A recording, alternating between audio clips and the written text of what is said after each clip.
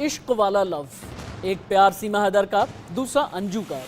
एक पाकिस्तान से भारत आई, दूसरी हिंदुस्तान से पाकिस्तान में गई।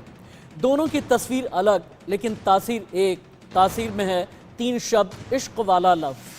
कई लोग इसे अलग अलग नज़रिए से देख रहे हैं। कुछ कहते हैं कि इश्क वाला लव नहीं बल्कि षड्यंत्र है, तो कई ये कहते हैं कि पाकिस्तानी साजिश का शिकार अंजू हो गई है। अंजू ने कहा कि 3 दिन के बाद लौट करके भारत आऊंगी, और सीमा हैदर पर इस वक्त गिरफ्तारी की भी तलवार है, तलवार डिपोर्ट होने की भी है, तलवार डिटेंशन सेंटर जाने की भी है। सीमा हैदर अभी भी ये कह रही है कि मैं रहूंगी तो भारत में, पाकिस्तान भेजा तो उससे पहले जान दे दूंगी, मैं जेल में भी रहने को तैयार हूं, लेकिन मुझे भारत से प्यार है, मुझे सचिन मीणा से मोहब्बत है, इसीलिए मुझे भारत में ही रखो। और बिग ब्रेकिंग से कर लेते हैं शुरुआत। सीमा हैदर को भेजा जाएगा डिटेंशन सेंटर, पाकिस्तान सरकार से ली जाएगी सीमा हैदर की रिपोर्ट। एम्बेसी लेगी पाकिस्तान सरकार से सीमा की रिपोर्ट। एटीएस के क्लू पर पुलिस बनाएगी फोर्जरी का केस। सीमा के आधार कार्ड में हेरफेर के पुख्ता सबूत मिल गए हैं। यूपी एटीएस और आईबी दोनों की ही संयुक्त जांच चल रही है। और अब इंडिया न्यूज की एक इन्वेस्टिगेटिव रिपोर्ट हम आपको दिखाते हैं। सीमा की कैसे ब्रेन मैपिंग की जाएगी, सीमा पर कितने टेस्ट, कितनी वैज्ञानिक जांच की जा सकती है, और इस वैज्ञानिक जांच में क्या निकल करके सामने आएगा, और ये पूरा प्रोसेस क्या होता है, आपको साइंटिफिक इन्वेस्टिगेटिव रिपोर्ट दिखाते हैं इंडिया न्यूज की। एटीट्यूड टेस्ट, क्योंकि यहाँ से हाव भाव इंसान का कैसा होता है इसके बारे में आकलन किया जाता है। इसके साथ ही कुछ और ऐसे टेस्ट होते हैं जिसमें नार्कोटेक्स होते हैं, पॉलीग्राफी टेस्ट होते हैं, वो भी हम आपको बताएंगे, क्योंकि एटीट्यूड टेस्ट एक साइकोलॉजी डिपार्टमेंट से जो आते हैं वो लोग बहुत अच्छे से एक्सप्लेन कर पाएंगे। लेकिन यहाँ पर मैं डॉक्टर सुनील से ये पूछना चाहूंगी कि नार्कोटेक्स, क्योंकि जब भी कोई ऐसा मामला आता है तो नार्कोटेक्स की बात आती है, क्या है नार्को टेस्ट? देखिए, नार्को टेस्ट ऐसा है कि इसमें हम एक एनेस्थीसिया की ड्रग्स होती हैं जिनका ग्रुप है बार्बिटूरेट्स। इनमें से मोस्टली हम यूज करते हैं सोडियम पेंटाथॉल, थायोपेंटोन सोडियम यूज किया जाता है। इससे पेशेंट के इनहिबिशंस खत्म हो जाते हैं, तो वो कंडीशन कहलाती है ऑलमोस्ट कॉन्शियस सेडेशन। इसमें क्या है कि पेशेंट या जिसका भी हम नार्को टेस्ट कर रहे हैं, पेशेंट तो वो नहीं है, वो एक तो सो नहीं पा रहा है, दूसरा उसको नींद की वो दवाई दी जाती है जिसको थायोपेंटोन सोडियम कहा जाता है, उससे उसके इनहिबिशंस कम हो जाते हैं, so that the patient can talk freely. तो वो अपने इनहिबिशंस खत्म होने के बाद अपने आप ये बातें लगभग सारी वो कहने लगता है जो उसको बिना किसी इनहिबिशंस के या बिना किसी रोक टोक के वो कहना चाहे। उसके बाद वो एनेस्थीसिया के एक छोटे से लेवल पे होता है, तो उसके लिए अपनी बातें रोक पाना वैसे भी मुश्किल होगा, और उसको जगा के रखा जाता है थायोपेंटोन सोडियम देके, जिससे वो कॉन्शियस सेडेशन कहा जाता है। तो इसमें ये एक्सपेक्ट किया जाता है कि पेशेंट जो भी कह रहा है वो सच कह रहा है। ठीक है, एक सवाल ये रहेगा कि क्या नार्कोटिक्स प्रूफ है कि वो सच ही बोलेगा, या ये एक एजम्पशन है जिससे आगे जांच बढ़ सकती है? ये मन में सवाल लोगों की बहुत रहता है कि नार्कोटिक्स से क्या सच्चाई सामने आ जाएगी, या फिर नार्कोटिक्स से हम एजम्पशन लगा सकते हैं कि हाँ ऐसा हो सकता है। ये it is a predictive test. सिर्फ हम ये बता सकते हैं कि पेशेंट शायद सच बोल रहा हो। अगर कोई मेंटली बहुत स्ट्रांग है तो he can fool this test also, लेकिन मोस्टली सच्चाई लगभग सामने आती है, पर 100% श्योरिटी नहीं है। दूसरा, हाँ, कोर्ट में भी एडमिसिबल नहीं है, इसीलिए कोर्ट में भी एडमिसिबल नहीं है, क्योंकि इसकी प्रेडिक्टिव वैल्यू सिर्फ प्रेडिक्टिव वैल्यू ही है, ये 100% गारंटेड नहीं है। हमने कल ही आपको बताया था कि काफी हद तक ये संभावना है कि सीमा हैदर का नार्को टेस्ट किया जाए, सीमा हैदर का पॉलीग्राफ टेस्ट किया जाए, सीमा हैदर का एप्टीट्यूड टेस्ट किया जाए, और सीमा हैदर का सेक्सोलॉजिकल टेस्ट भी किया जाए। ये कैसे किया जाएगा, एक एक करके मैं एक एक परत खोलूंगा, लेकिन पहले चलते हैं ग्राउंड जीरो रिपोर्टर के पास में। यूपी के नोएडा से लाइव महेंद्र माही, ग्रेटर नोएडा से लाइव रिपोर्टिंग कर रहे हैं रजत, और यूपी की राजधानी लखनऊ में हमें बताएंगे अभिषेक कि चार्जशीट कब फाइल होने वाली है। लेकिन सबसे पहले महेंद्र माही आपके पास आते हुए, क्या सीमा हैदर को डिपोर्ट किया जाएगा, सवाल नंबर 1। क्या सीमा हैदर को डिटेंशन सेंटर भेजा जाएगा, सवाल नंबर 2। विनय मीणा से अभी तक क्या क्या पता चला, सीमा हैदर ने डॉक्यूमेंट में कितनी फोर्जरी की है?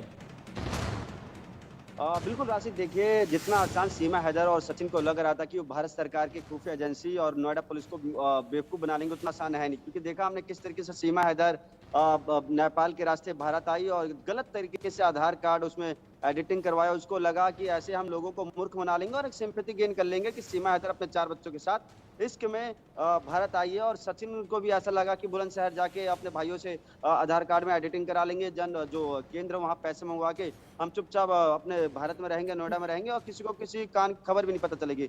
मगर आपको बता दूं, देखिए नोएडा पुलिस पूरी तैयारी में है सीमा हैदर को डिटेंशन सेंटर भेजने के लिए। और दूसरी तरफ सीमा हैदर और सचिन पे गिरफ्तारी की तलवार लटक रही है। जिस तरीके से एटीएस ने बुलंदशहर जाके उन दोनों भाइयों को गिरफ्तार कर लिया है, जिन्होंने सीमा हैदर और सचिन के आधार कार्ड में एडिटिंग की थी और अपने अकाउंट में पैसे मंगवाए थे। तो कहीं ना कहीं अब गिरफ्तारी की तलवार सीमा हैदर और सचिन पर लटक रही है। उसके साथ ही साथ देखिए नोएडा पुलिस ने जो पासपोर्ट वीजा है उसको अप्लाई कर दिया है सीमा के पाकिस्तान एमएनसी में। बस पाकिस्तान एमएनसी से कोई संदेश आया या रिप्लाई, उसके बाद सीमा हैदर को डिटेंशन सेंटर भेज दिया जाएगा। उसके साथ ही साथ देखिए जो नोएडा पुलिस है, नोएडा पुलिस ने ये भी तय कर लिया है कि जो सीमा हैदर सचिन है उनको कम से कम 5 से 7 साल की सजा सुनाई जाएगी, क्योंकि उन्होंने फर्जी आधार कार्ड पुलिस को गुमराह किया, जज के सामने झूठे गवाह पेश किए। और नेपाल में जिस तरीके से उन्होंने बताया कि मैं इस आधार कार्ड से आई थी, उसको लेकर तमाम चीजों को लेकर पुलिस कम से कम उसको 5 साल की कैद में जरूर डालेगी। मगर दूसरी तरफ देखिए अभी भी ओके, ठीक है, एक मिनट महेंद्र माही एक मिनट रुक जाइए आप। रजत कुमार, अभी रबुपुरा में क्या चल रहा है? एडिशनल फोर्स की क्या डिप्लॉयमेंट की गई है? फिलहाल अभी सीमा हैदर और सचिन मीणा कहां पर हैं? और यूपी एटीएस ने विनय मीणा को तलब किया है। विनय मीणा को कब लेकर के आया जाएगा नोएडा में, ताकि ये पता चले कि डॉक्यूमेंट की फोर्जरी कब की गई है, कैसे की गई और किस हद तक की गई?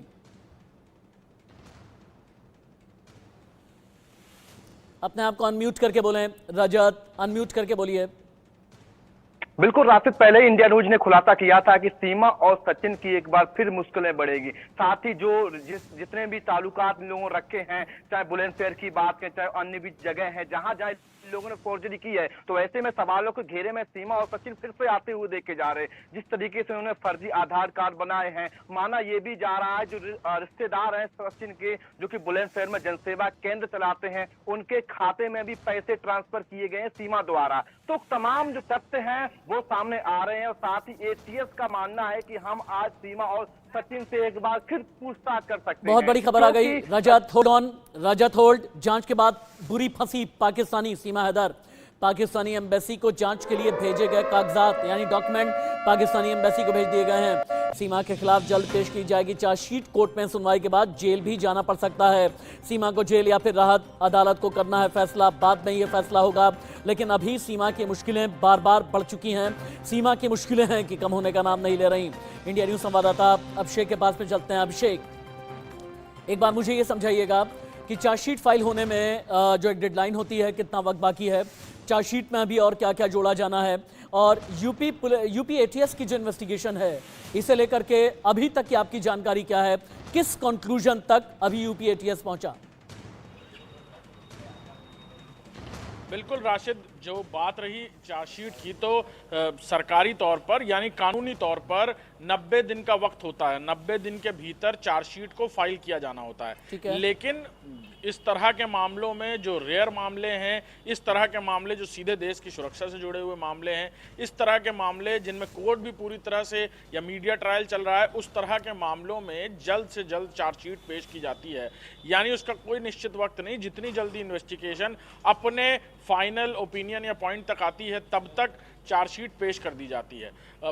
कई बार इस तरह के मामलों में कई दौर चार्जशीट पेश की जाती है, यानी प्रिलिमिनरी चार्जशीट होती है, इनिशियल चार्जशीट होती है, फिर फाइनल चार्जशीट पेश की जाती है।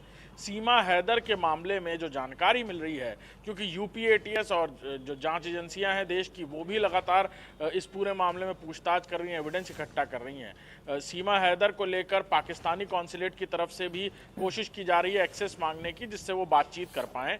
लेकिन एक विस्तृत रिपोर्ट यूपी पुलिस भी तैयार कर रही है। उस चार्जशीट में इसे भी फाइल किया जाएगा कि अब तक पुलिस की इन्वेस्टिगेशन में क्या कुछ निकल कर आया था, उन्होंने जो हैंडओवर एटीएस को दिया, एटीएस ने जो पूछा उसमें क्या कुछ निकल कर आया। यानी एटीएस की पूछताछ और एटीएस की जांच का भी जिक्र यूपी पुलिस की इस चार्जशीट में होगा और इसी के आधार पर ये कोर्ट में पेश की जाएगी और फिर कोर्ट क्या कुछ निर्णय लेता है ये देखने वाली बात होगी। लेकिन उससे पहले देश की जो एजेंसीज हैं उनकी तरफ से ये कोशिश की जा रही है कि सीमा हैदर को डिटेंशन सेंटर भेजा जाए, वहां पर गहन पूछताछ होगी, कड़ियां आपस में मिलाई जाएंगी और फिर एक जो तस्वीर खड़ी होगी आकर, उसके बाद रजत कुमार, आप तीनों ही मेरे साथ कर रहे हैं। अब दर्शकों को हम ये दिखाते हैं, शुरू में मैंने जैसा बताया था कि सीमा का पॉलीग्राफ टेस्ट भी हो सकता है। पॉलीग्राफ टेस्ट का मतलब क्या होता है, क्यों ये कहते हैं कि पॉलीग्राफ टेस्ट के जरिए किसी का भी दिमाग बोलने लगता है? ये क्या ब्रेन मैपिंग से अलग है पॉलीग्राफ टेस्ट? क्या इसमें कोई ट्रूथ सीरम दिया जाता है? वैज्ञानिक आधार पर क्या क्या सवाल सामने रखे जाते हैं? क्या क्राइटेरिया तय किया जाता है कि अगर कोई आरोपी है वो सच ही बोलेगा और उसका झूठ पकड़ में आ जाएगा? पॉलीग्राफी टेस्ट का हर एक सच मनोहर केसरी बता रहे हैं लाइव। इन्हीं सवालों को जानने के लिए, ताकि हमारे दर्शक समझ सकें कि आखिरकार ये तमाम टेस्ट कैसे होता है, क्या होता है, क्योंकि नाम बड़े बड़े हैं टेस्ट के, और ऐसी स्थिति में सीमा हैदर क्या अपनी सच्चाई बता पाएगी, क्या उसका राज खुल पाएगा? इसीलिए आज हम पहुंचे हैं गाजियाबाद के यशोदा सुपर स्पेशलिटी हॉस्पिटल में, जहां हम आपको एलिब्रेट करके बताएंगे कि आखिरकार personality test, attitude test, IQ test, narco test और पॉलीग्राफी टेस्ट क्या होता है। इस बारे में हमारे साथ तमाम विशेषज्ञ हैं। डॉक्टर सुनील शर्मा जो एनेस्थीसिया डिपार्टमेंट के एचओडी हैं, वो हमारे साथ हैं। डॉक्टर शोभा शर्मा जो कंसल्टेंट हैं, साइकोलॉजिस्ट डिपार्टमेंट के हैं, और मुस्कान जो क्लिनिकल साइकोलॉजिस्ट डिपार्टमेंट से इस अस्पताल से हैं। सबसे पहले हम बात करेंगे डॉक्टर सुनील शर्मा से। ममता, आप बात कीजिए सुनील शर्मा से, आखिरकार जिस बारे में हम बात करते हैं कि नार्को टेस्ट के लिए किस तरह से तैयारियां होती है, लेकिन उनसे बात करने से पहले मैं मुस्कान से एक बार जानना चाहूंगा, क्योंकि जो इन्होंने तैयारी की है, जो हम आपको बताना चाहते हैं, इन तमाम जांच से पहले एक प्रॉपर पैकेज होता है तैयारी का, वो पैकेज क्या है? मुस्कान, आप बताएंगे कि किस तरह से आपने क्या क्या तैयारी की है तमाम टेस्ट के लिए? जैसे हेलो, पेशेंट आता है या कोई क्लाइंट आता है, पहले हमें एक रैपो एस्टैब्लिश करनी पड़ती है ताकि वो हमें सच्चाई बताए, ताकि वो हमें आंसर्स दे, वरना कोई ऐसे ओपन अप करता है स्ट्रेंजर से। उनको पहले थोड़ा बातचीत करते हैं, रैपो एस्टैब्लिश करते हैं, धीरे धीरे लाइक उनका फिर टेस्ट लेते हैं। हमें एक चीज मेंशन करनी पड़ती है कि लाइक रूम सब क्लीन हो, साफ हो, कोई डिस्ट्रैक्शंस ना हो, एंड देन मशीन के हिसाब से हम लोग उनके एनालिसिस करके उनका टेस्ट निकाल पाते हैं। बिल्कुल, इसके लिए कुछ इक्विपमेंट्स की भी जरूरत पड़ती है। Yes, like you can see यहाँ पे इक्विपमेंट्स के हिसाब से हम लोग मेजर कर पाते हैं कि कोई पॉलीग्राफी टेस्ट के हिसाब से हम मेजर कर पाते हैं कि उनके ब्लड प्रेशर कितना है, स्वेटिंग कितनी हो रही है। ये सिम्टम्स से ब्रेन के ऊपर पॉलीग्राफी टेस्ट करके हम पता कर सकते हैं कि कोई सच बोल रहा है या झूठ बोल रहा है। ये तो आपने देख लिया कि आखिरकार पॉलीग्राफ टेस्ट को कैसे अंजाम दिया जाता है। अब आपके सामने हम कुछ और भी रखने जा रहे हैं, अपनी साइंटिफिक इन्वेस्टिगेशन का पार्ट टू में आप ये देखेंगे कि सीमा हैदर के दिमाग को कैसे पढ़ा जाएगा। कहते हैं कई मशीन ऐसी होती है जो ये बता देती है कि अगर जबान से आप झूठ बोल रहे हैं तो आपके दिमाग तक इंडिकेशंस क्या जा रहे हैं और आपके दिमाग में सिग्नल क्या जा रहे होते हैं। इसे ही बोलते हैं ब्रेन मैपिंग। आपने शब्द कई बार सुने होंगे, लेकिन आप जानते नहीं होंगे कि डॉक्टर ब्रेन मैपिंग कैसे करते हैं, वैज्ञानिक आधार क्या क्या बनाया जाता है, क्या क्या सवाल किया जाएगा ब्रेन मैपिंग टेस्ट में। ये तो स्क्रीन पर अभी आपको नजर आ रहा है, लेकिन सीमा की ब्रेन मैपिंग कैसे की जाएगी लाइव बताओ दिखा रहा है मनोहर केसरी। टेस्ट से पहले जो एक साइकोलॉजिस्ट अपनी ओर से पूरी तरह से तैयारी करता है कि पर्सनालिटी टेस्ट अगर करवाना हो, क्योंकि सीमा को हम देख रहे हैं कि लगातार वो चेंज हो रही है अपने आप को, कभी अपनी उम्र को लेकर के अलग जवाब देती है, कभी वो कहती है कि हमारी एज ये है, कभी वो कहती है कि मैं इस क्लास तक पढ़ी लिखी हूँ, कभी वो कहती है कि मैंने इंग्लिश जो है सब सोशल मीडिया से सीखा है। तो तमाम अलग अलग की पर्सनालिटी है, इसलिए सबसे पहले जो चर्चा में है कि पर्सनालिटी टेस्ट कराई जाएगी। इस बारे में डॉक्टर शोभा हमें बताएंगी कि डॉक्टर शोभा किस तरह से तैयारी होती है और ये पर्सनालिटी टेस्ट कैसे होता है। एक्चुअली क्या होता है, कौन पर्सन सही बोल रहा है या गलत बोल रहा है, वो सब चीज मेजर करने के लिए कुछ लोगों की पर्सनालिटी के ट्रेट्स होते हैं कि they can change the other person, और वो अपनी बातें भी मनवा लेते हैं, और वो उनकी पर्सनालिटी इतनी इन्फ्लुएंस होती है कि लोग उनकी बात का विश्वास कर लेते हैं। तो आपने सीमा के बारे में तो सुना होगा, देखा भी होगा। बिल्कुल जी। क्या आपको लग रहा है पर्सनालिटी जिस प्रकार से दिख रही है क्या वैसे ही है? नहीं, ऐसे लोग जो होते हैं पर्सनालिटी पे कई बार कुछ मास्क लगा लेते हैं, उनकी रियल पर्सनालिटी तभी कर सकते हैं हम जब हम कुछ असेसमेंट कर पाए। लेकिन इस तरह के लोग जो होते हैं हम उनकी कह सकते हैं कि पर्सनालिटी बी टाइप का होते हैं, जो कि लोगों को बहुत ज्यादा मोटिवेट करते हैं। एक्चुअली वो अपनी बात ऐसी रखते हैं कि लोगों को लगता है उनकी बात सच है, लोग विश्वास भी उनके ऊपर कर लेते हैं, बहुत सोशली होते हैं, एग्रीएबल होते हैं, लोग उनकी बात को मोटिवेशनल लेवल उनका इतना ज्यादा होता है कि लोग उनसे इन्फ्लुएंस होता है। देखिए, हम अपने दर्शकों को बता दें, ये एक तरह से डेमो है जो हम दिखा रहे हैं, लोगों को समझाने की कोशिश कर रहे हैं कि आखिरकार पर्सनालिटी टेस्ट करना होता है तो सवालों की एक फहरिस्त होती है, उनकी बॉडी लैंग्वेज को भी आप लोग को मॉनिटर करते होंगे। तो सीमा के मामले में किस तरह से आप लोग मॉनिटर कर रहे हैं, देख रहे हैं और जांच कर रहे हैं? देखो, बहुत सारे एकदम देख के ऑब्जर्वेशन से नहीं पता चल सकता। ऑब्जर्वेशन एक एडिशनल चीजें होती हैं, बट उसका बिहेवियर और प्लस वो क्या बोल रही है, हम सबको वो सब चीजें रिकॉर्ड करनी होती है। कई बार क्या होता है, पर्सन एक्चुअल चीजें नहीं बताता है, तो कुछ हमारे पर्सनालिटी प्रोजेक्टिव टेस्ट होते हैं जो अनकॉन्शियसली कुछ चीजें हैं तो वो लोग वो चीज बता पाते हैं। जैसे हमारे काफी सारे अनुसार टेस्ट हैं, प्रोजेक्टिव हैं और आपका 16 PF है। तो on the basis of test हम उन लोगों का पर्सनालिटी अच्छे से मेजर कर सकते हैं और उन्हीं के अनुसार फिर हम उनको हैंडल कर सकते हैं। बहुत बड़ी खबर आ गई है, सीमा हैदर को जल्द ही भेजा जा सकता है पाकिस्तान। भले ही सीमा हैदर बार बार ये कह रही है अगर पाकिस्तान भेजा तो फिर वो मरने के लिए भी तैयार है। नोएडा पुलिस सीमा को पाकिस्तान भेजने की तैयारी में है। सीमा को जल्द भेजा जाएगा डिटेंशन सेंटर। सीमा और बच्चों के पासपोर्ट पाकिस्तान एम्बेसी भेज दिए गए हैं। यूपीएटीएस को सीमा के आधार कार्ड में हेरा फेरी मिली है और उसके बाद अब तैयारी की जाने लगी है कि किसी भी तरह से सीमा हैदर को वापस पाकिस्तान भेजा जाए। लेकिन पाकिस्तान भेजे जाने से पहले यूपीएटीएस ने सीमा को लेकर के तैयारियां की हैं। जैसा मैंने आपको अभी थोड़ी देर पहले दिखाया कि सीमा का attitude test, aptitude test, psychological test और ब्रेन मैपिंग और पॉलीग्राफ टेस्ट भी किया जाएगा। क्या सीमा का लाई डिटेक्टर टेस्ट भी होगा? ये टेस्ट कैसे कंडक्ट किया जाता है, रिपोर्ट। और पॉलीग्राफ दोनों में से कौन सा ज्यादा माना जाता है? कंबाइंड की प्रेडिक्टिविटी ज्यादा है। अगर दोनों को साथ साथ लेकर देखें तो प्रेडिक्टिव वैल्यू ज्यादा है। ठीक है, सुना आपने मनोहर कि दोनों चीजों को अगर करा जाए तो कहीं ना कहीं जवाब निकल सकते हैं, सच्चाई निकल सकती है कि सचमुच ये प्यार का ही रास्ता था या ये रास्ता हमारे भारत के लिए खतरा था। बिल्कुल आपने सही कहा। जिस जासूस की बात आपने की, हाँ। क्या वो जासूसी के जरिए के लिए यहाँ पर जो है सो बॉर्डर को लांग करके आई है? हाँ, वो भी या 3 देश क्योंकि क्रॉस कभी करके। कहा हाँ। जाता है ना, प्यार अंधा होता है। क्या अंधेपन को लेकर के वो आई है? तो ये बहुत ज्यादा कॉम्प्लिकेटेड इशू है, इसलिए एजेंसियां सारी चीजों को मॉनिटर भी कर रही हैं। एक बार फिर हम डॉक्टर शोभा के पास जाते हैं। डॉक्टर शोभा, तमाम टेस्ट के बारे में आपने बताया, आपको लगता है कि इस केस में जिस प्रकार से हम टेस्ट या पर्सनालिटी हो, एटीट्यूड टेस्ट की बात हो रही हो, आईक्यू, क्योंकि आईक्यू भी बहुत बड़ी बात है, ये तमाम टेस्ट के अलावा आईक्यू की भी चर्चा हो रही है कि आईक्यू टेस्ट भी किया जा सकता है। क्या होता है आईक्यू? बेसिकली हमारा इंटेलिजेंस क्वेश्चन है कि हमारी जो फंक्शनिंग है, जो हमारा जो ब्रेन है वो कितनी फंक्शनिंग कर रहा है, कितना इंटेलिजेंस है। ऐसे लोगों का मैं कमेंट तो नहीं कर सकती, पर मोस्ट प्रोबेबली ये हाई इंटेलिजेंस वाले ही लोग पर्सनैलिटी को कर पाते हैं और चांसेस मोस्टली हाई इंटेलिजेंस के होते हैं। लेकिन ऐसे बिना टेस्टिंग करे कोई कमेंट नहीं कर सकते। टेस्टिंग के साथ ही हम लोगों का जब उनका कंबाइंड हम टेस्ट करेंगे तभी हम चीजों को अच्छे से जान पाएंगे। बिल्कुल, ये जो 3 आपने मेरे प्रोग्राम के इस हिस्से में देखा कि सीमा हैदर पर कौन कौन से साइंटिफिक टेस्ट किए जा सकते हैं। इस हिस्से में हमने आपको ये भी बताया इश्क वाला लव, जब इसका पन्ना पलटा जाएगा तो सीमा डिपोर्ट हो सकती है पाकिस्तान। उससे पहले सीमा को डिटेंशन सेंटर भी भेजे जाने की तैयारी है। नोएडा पुलिस ने और क्या क्या सोचा है, इसके अलावा लव स्टोरी सरहद पार 2.0 यानी अंजू की कहानी में कितने राज हैं।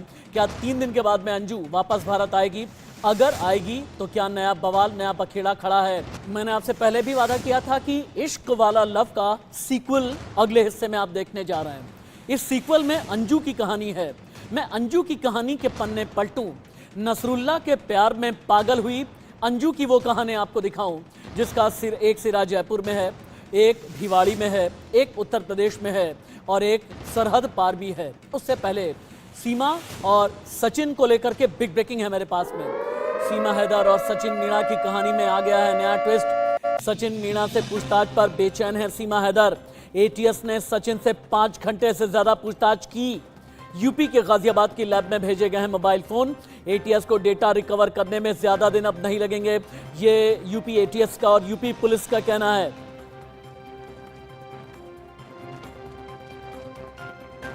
सीमा सच जो बोल रही है या फिर झूठ, अभी तक एक बात तो तय है कि कहीं से भी यह साबित नहीं हुआ कि सीमा पाकिस्तानी जासूस है। अगर सीमा पाकिस्तानी जासूस नहीं है, अगर सिर्फ इश्क में ही पागल होकर के भारत में है, तो क्या सीमा को वाकई डिपोर्ट किया जाना ठीक है? इससे पहले सीमा का नार्को टेस्ट भी किया जाएगा। वैज्ञानिक आधार पर क्या क्या सवाल किए जाएंगे, ट्रूथ सीरम कैसे इंजेक्ट किया जाता है, कैसे डॉक्टर एनेस्थीसिया देते हैं, आधी बेहोशी की हालत में नार्को टेस्ट को कैसे अंजाम दिया जाता है, देखिए। एटीट्यूड टेस्ट, क्योंकि यहाँ से हाव भाव इंसान का कैसा होता है इसके बारे में आकलन किया जाता है। इसके साथ ही कुछ और ऐसे टेस्ट होते हैं जिसमें नार्कोटिक्स होते हैं, पॉलीग्राफी टेस्ट होते हैं, वो भी हम आपको बताएंगे, क्योंकि एटीट्यूड टेस्ट एक साइकोलॉजी डिपार्टमेंट से जो आते हैं वो लोग बहुत अच्छे से एक्सप्लेन कर पाएंगे। लेकिन यहाँ पर मैं डॉक्टर सुनील से ये पूछना चाहूंगी कि नार्कोटिक्स, क्योंकि जब भी कोई ऐसा मामला आता है तो नार्कोटिक्स की बात आती है, क्या है नार्को टेस्ट? देखिए, नार्को टेस्ट ऐसा है कि इसमें हम एक एनेस्थीसिया की ड्रग्स होती हैं जिनका ग्रुप है बार्बिचुरेट्स। इनमें से मोस्टली हम यूज करते हैं सोडियम पेंटाथॉल, थायोपेंटोन सोडियम यूज किया जाता है। इससे पेशेंट के इनहिबिशंस खत्म हो जाते हैं, तो वो कंडीशन कहलाती है ऑलमोस्ट कॉन्शियस सेडेशन। इसमें क्या है कि पेशेंट या जिसका भी हम नार्को टेस्ट कर रहे हैं, पेशेंट तो वो नहीं है, वो एक तो सो नहीं पा रहा है, दूसरा उसको नींद की वो दवाई दी जाती है जिसको थायोपेंटोन सोडियम कहा जाता है, उससे उसके इनहिबिशंस कम हो जाते हैं, so that the patient can talk freely. तो वो अपने इनहिबिशंस खत्म होने के बाद अपने आप ये बातें लगभग सारी वो कहने लगता है जो उसको बिना किसी इनहिबिशंस के या बिना किसी रोक टोक के वो कहना चाहे। उसके बाद वो एनेस्थीसिया के एक छोटे से लेवल पे होता है, तो उसके लिए अपनी बातें रोक पाना वैसे भी मुश्किल होगा, और उसको जगा के रखा जाता है थायोपेंटोन सोडियम देके, जिससे वो कॉन्शियस सेडेशन कहा जाता है। तो इसमें ये एक्सपेक्ट किया जाता है कि पेशेंट जो भी कह रहा है वो सच कह रहा है। ठीक है, एक सवाल ये रहेगा कि क्या नार्कोटिक्स प्रूफ है कि वो सच ही बोलेगा, या ये एक एजम्पशन है जिससे आगे जांच बढ़ सकती है? ये मन में सवाल लोगों की बहुत रहता है कि नार्कोटिक्स से क्या सच्चाई सामने आ जाएगी, या फिर नार्कोटिक्स से हम एजम्पशन लगा सकते हैं कि हाँ ऐसा हो सकता है? It is a predictive test. सिर्फ हम ये बता सकते हैं कि पेशेंट शायद सच बोल रहा हो। अगर कोई मेंटली बहुत स्ट्रांग है तो he can fool this test also, लेकिन मोस्टली सच्चाई लगभग सामने आती है, पर 100% श्योरिटी नहीं है। दूसरा, हाँ, कोर्ट में भी एडमिसिबल नहीं है, इसीलिए कोर्ट में भी एडमिसिबल नहीं है, क्योंकि इसकी प्रेडिक्टिव वैल्यू सिर्फ प्रेडिक्टिव वैल्यू ही है, ये 100% गारंटेड नहीं है। ये प्रेम कहानी अभी भी रडार पर है। पिछले 2 हफ्ते में यानी 14 दिन में इंडिया न्यूज ने बिना रुके बिना थके इन्वेस्टिगेशन की। इन्वेस्टिगेशन की जद में उत्तर प्रदेश का नोएडा, ग्रेटर नोएडा रहा। दिल्ली में भी हमने अपनी पड़ताल को आगे बढ़ाया। 360 डिग्री इन्वेस्टिगेशन में जितने भी भारत और पाकिस्तान के बॉर्डर हैं और इसके अलावा जो नेपाल से लगे हुए बॉर्डर हैं, इन सभी पर हमने अपनी जाँच की। क्या निकल कर के सामने आया? 2 हफ्ते की अलग अलग रिपोर्ट में देखें आप, कश्मीर से लेकर के कन्याकुमारी तक रडार पर प्रेम कहानी। क्या षड्यंत्र है पाकिस्तानी? सिविल वर्दी में पुलिस वाले आए थे और यहाँ से 2 लोगों को उठा करके ले गए। देखिए, यहाँ इस दुकान की अगर बात करें तो ये ताला लगा हुआ है, और यही ये बताया गया है कि सीमा हैदर के आधार कार्ड को लेकर के कहीं ना कहीं छेड़छाड़ की गई थी। तो ये जो स्क्रीनशॉट है, ये उस पेमेंट का स्क्रीनशॉट है जिसमें जो सीमा हैदर है वो अपने बच्चों के साथ जब हिंदुस्तान में दाखिल हो रही थी। देखिए, जो हिंदुस्तान और नेपाल के बीच का एक मैत्री जो संबंध है, जो बस सर्विस है, वो जो है एक नेपाल के काठमांडू में वो बस सर्विस है, और दूसरा जो है वो दिल्ली के सरोजिनी नगर में है। सीमा हैदर पाकिस्तान से भारत आई तो उसने सचिन के परिवार की कई मुश्किलें कम की। ग्रामीण के एक बातचीत में हमें पता चला कि किस तरीके से जो सीमा ने इनके ऊपर तकरीबन 12 से 15 लाख का जो कर्ज था वो सीमा ने धीरे धीरे चुकाए। नेपाल के रास्ते बिहार के सीतामढ़ी के भीटा मोड़ बॉर्डर होते हुए वह भारतीय सीमा में प्रवेश कर गई, और वहां यूपी एटीएस के द्वारा लगातार उससे पूछताछ की जा रही है। धीरे धीरे जो सीमा हैदर है वो सचिन के अकाउंट में पैसे डालते गई ताकि ये अपने कर्ज हटा सके, क्योंकि बताया जा रहा है कि जो लोग हैं ये बताते थे जिनके घर पे काफ़ी बकायदार वाले आते थे, इनसे लड़ते थे, मगर जब ये बात सीमा को पता चली तो सीमा ने सारे कर्ज उतार दिए। पाकिस्तान से आई सीमा हैदर की जांच को लेकर के जांच एजेंसियां पूरी तरीके से जांच में जुटी हुई हैं। कहा यह जा रहा है कि पाकिस्तान से नेपाल और फिर नेपाल से भारत में सीमा ने प्रवेश किया है। सीमा हैदर को डिटेंशन सेंटर भेजे जाने पर बहुत बड़ी खबर। नोएडा पुलिस, आईबी और एटीएस की संयुक्त जांच तेज हो चली है। धारा 120B विदेशी अधिनियम 14 के तहत कार्यवाही संभव है। पहले डिटेंशन सेंटर और फिर पाकिस्तान डिपोर्ट हो सकती है सीमा हैदर को कभी भी पाकिस्तान वापस भेजा जा सकता है, जबकि सीमा बार बार ये कह रही है मैं सचिन के प्यार में यहीं पर रहना चाहती हूँ, मुझे पाकिस्तान ना भेजें। पहले डिटेंशन सेंटर, उसके बाद फिर पाकिस्तान कभी भी डिपोर्ट की जा सकती है सीमा हैदर। जैसा मैंने थोड़ी देर पहले बताया था कि पाकिस्तानी एम्बेसी से सारे डॉक्यूमेंट मंगा लिए गए हैं। और आइए आगे बढ़ते हुए आपको सुनाते हैं कि आखिर सीमा हैदर को लेकर देश की महिलाएं क्या कहती हैं। उसको इतनी नॉलेज है कि वो 5 देशों से राउंड लगा के डायरेक्ट इंडिया में आ जाती है।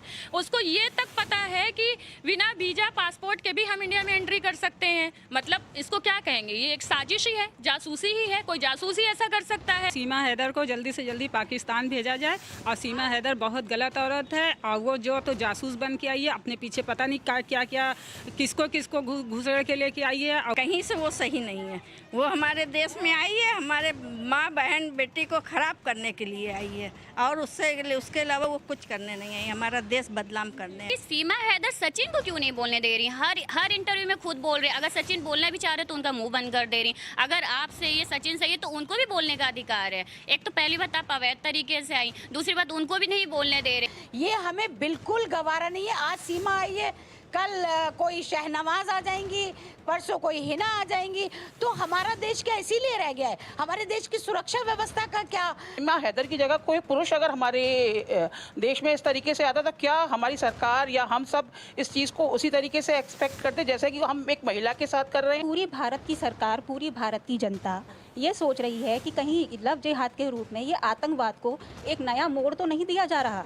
उसको आतंकवाद, ये सपोजिंग इतना हाइप नहीं बनता तो ये चीज़ शायद अंडरग्राउंड होके ये चलती रहती और शायद कितना क्या रूप ले लेती और शायद कितनी सीमा अंदर आ चुकी होंगी ये भी हम नहीं जान सकते हैं।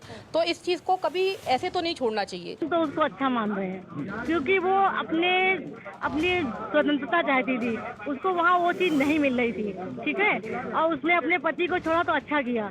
वो लेके 4 बच्चों को आई है और उसको हिंदुस्तान में वो दिखाई दिया होगा जो उसको पाकिस्तान में नहीं मिला है, वो उसको हिंदुस्तान में मिल रहा है।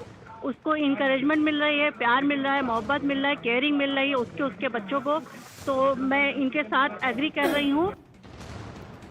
और अब इश्क वाला लव का नेक्स्ट चैप्टर जिसमें ये जो तस्वीर आपको मेरे दाईं तरफ नजर आ रही है, यानी अंजू की, हिंदुस्तानी अंजू नसरुल्लाह के प्यार में पागल, पाकिस्तान चली गई। अब कहती है कि 3 से 4 दिन में लौट करके आ जाऊंगी। पति परेशान है, रो रो करके बुरा हाल है। बच्चे ये कहते हैं कि माँ कहाँ चली गई हमें छोड़कर, हमें माँ की याद आती है। एक सीमा की कहानी आपने सुनी, अब अंजू की कहानी लाइव। सीमा हैदर और सचिन के लव स्टोरी जैसा ये मामला अलवर से सामने आया, लेकिन इस बार भारत की अंजू पहुंची पाकिस्तान। दरअसल 33 साल की अंजू सोशल मीडिया पर दोस्त बने नसरुल्लाह से मिलने के लिए पाकिस्तान गई। जानकारी के मुताबिक अंजू अपने पति अरविंद कुमार के साथ 2 साल से राजस्थान के अलवर में थी। 15 साल की बेटी है और 6 साल की एक छोटी बेटी है। इन दोनों को ही नहीं पता कि उसकी मां पाकिस्तान चली भी गई है। इतना ही नहीं, नसरुल्लाह ने पाकिस्तानी मीडिया से कहा कि वो अंजू से शादी करेगा। अंजू सगाई के कुछ दिन के बाद में इंडिया जाएगी और फिर वापस पाकिस्तान आएगी, दोनों शादी करेंगे। अभी तक जो खबर मिली, पहले अंजू अपने परिवार के साथ भिवाड़ी के UIT सेक्टर 7 में रहती थी। यहीं से 2020 में पासपोर्ट बनवाया। अंजू ने पाकिस्तान जाने के लिए 21 जून को फिर अप्लाई किया और प्रेम में पाकिस्तान पहुंची। अंजू के पति अरविंद ने कहा कि उनका परिवार मूल रूप से बलिया का रहने वाला है, अंजू ऐसा करेगी ऐसा पता ही नहीं था। लेकिन बार बार शक के घेरे में अंजू आ रही है। इसे लेकर के हमारे पास में एक बहुत बड़ी खबर है। वीजा की तारीख अंजू पर शक पैदा करती है। वीजा की तारीख की वजह से ही शक के घेरे में आ गई अंजू। अंजू का वीजा 4 मई से 2 अगस्त तक ही वैलिड है। अंजू ने पहले से ही पाकिस्तान जाने का क्या प्लान बनाया था, बड़ा सवाल है। अंजू ने कहा था कि वो सिर्फ घूमने फिरने पाकिस्तान गई। राजस्थान से पंजाब होकर के पाकिस्तान पहुंची अंजू। लेकिन क्या अंजू ने झूठ बोला? क्या 3 से 4 दिन के बाद अंजू लौट करके आएगी या फिर नहीं? यहाँ पर यह सबसे बड़ा सवाल पैदा होता है। राजस्थान से लेकर के पंजाब, पंजाब से लेकर के उत्तर प्रदेश तक कई अलग अलग सवाल खड़े होते हैं। इस बीच अंजू ने एक रील भी बनाई है और सरहद पर जाकर के अंजू ने इस रील में क्या कहा, देखिए।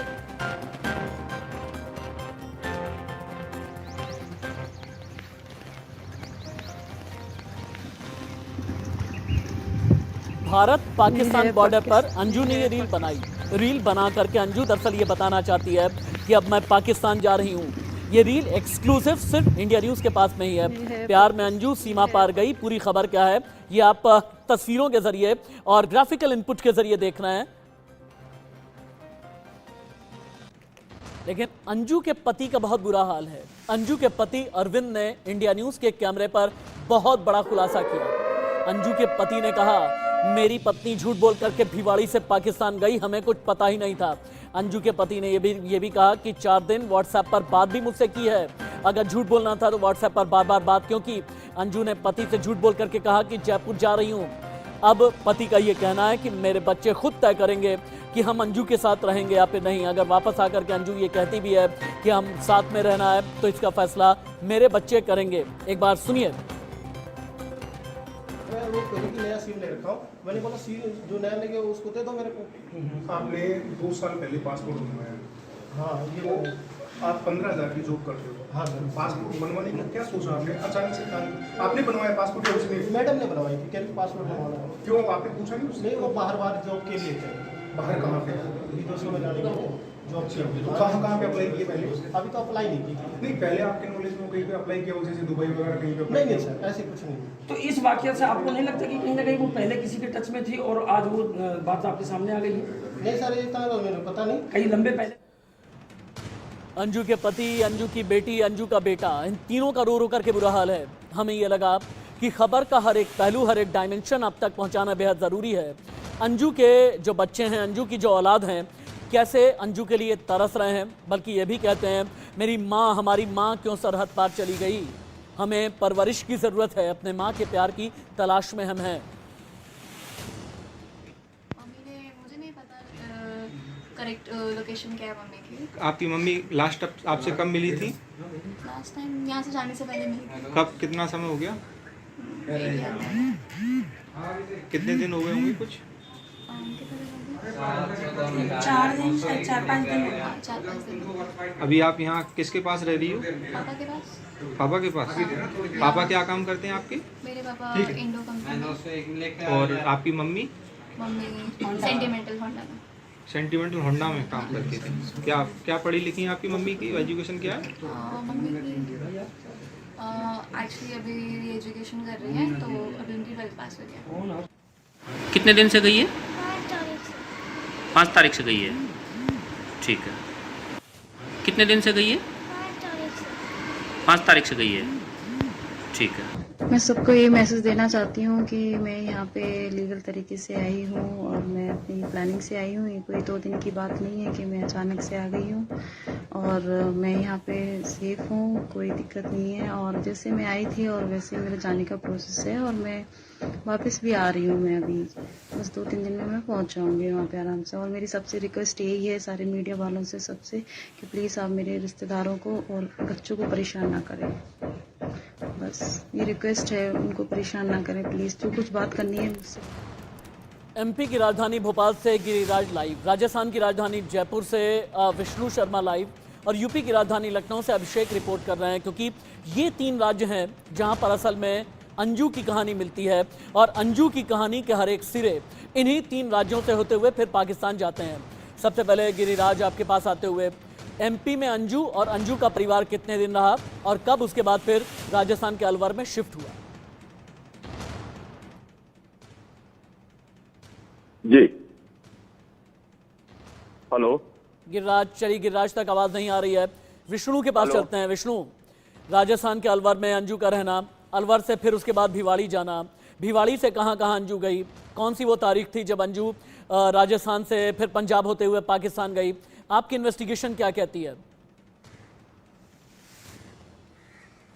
देखिए, अंजू को लेकर तमाम बातें की जा रही है। अंजू ने ऑफिस में जहां वो काम करती थी वहां पर उसने कहा कि मुझे अपनी बहन के घर गोवा जाना है और अपने पति से कहा कि मुझे जयपुर जाना है, लेकिन वो ना गोवा पहुंची ना जयपुर पहुंची, वो सीधे पहुंची पाकिस्तान। अपने उस फेसबुक वाले प्यार से मिलने वो पाकिस्तान पहुंची। हाल फिलहाल की जो ताज़ा अपडेट है वो ये है कि अंजू का परिवार भी अब भिवाड़ी में नहीं है और जो जानकार सूत्रों के हवाले से जो खबर मिल रही है कि उनके परिवार में किसी की मेडिकल कंडीशन है, उसको लेकर तमाम परिवार परिवार वहां से चला गया है। लेकिन हाल फिलहाल उन तमाम लोगों का बुरा हाल है, उनके परिवार का, उनके पति का, उनके बच्चों का, कि आखिर वो क्यों चली गई। और साथ के साथ वहां से जब वो मैसेज उनको कर रही है कि मैं यहाँ पर सुरक्षित हूँ और जल्दी लौटूंगी। देखिए, लंबे समय से वो तैयारी कर रही थी पाकिस्तान जाने की, जब से वो काम करती थी तभी से वीज़ा से लेकर तमाम जो चीज़ें हैं, पासपोर्ट की जो चीज़ें हैं, डॉक्यूमेंट जो चाहिए थे, उनको लेकर काफ़ी लंबे समय से उसकी प्लानिंग चल रही थी कि उनको वहाँ पाकिस्तान जाना है। और साथ के साथ यहाँ पर भी जो अलवर की जो पुलिस है वो लगातार तहकीकात कर रही है कि आखिर इसके पीछे कोई साजिश तो नहीं है, जैसा मैंने कहा कि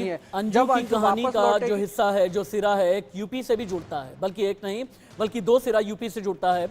इंडिया न्यूज संवाददाता अभिषेक हमें ज्यादा बेहतर बताएंगे। अभिषेक, यूपी के बलिया के रहने वाले अंजू के पति, यूपी में ही अंजू का ननिहाल, पिता का यह कहना है कि अंजू तो ननिहाल में ही रही। क्या ननिहाल में कुछ ऐसा बताया? क्योंकि पिता जो अंजू के हैं वो ये कहते हैं अंजू सनकी है।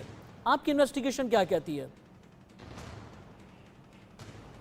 बिल्कुल राशिद, अंजू के बारे में जो जानकारियां अब मिल रही हैं वो ये कि परिवार से बहुत ज़्यादा घुली मिली थी अंजू, लेकिन अपने ननिहाल के लोगों के साथ जो उसका कई बार इस तरह की चीज़ें हुई, जिससे उन्होंने बताया थोड़ा आउटफ्रंट थी, थोड़ा ज़्यादा बड़े कदम उठा लेती थी छोटी छोटी बातों पर। इस तरह की बातें निकल कर सामने आ रही हैं और जिस तरह उसका यहाँ से जाना और उसके बाद जो बातें निकल कर आ रही हैं, उसका परिवार रिक्वेस्ट कर रहा है कि वो वापस आ जाए।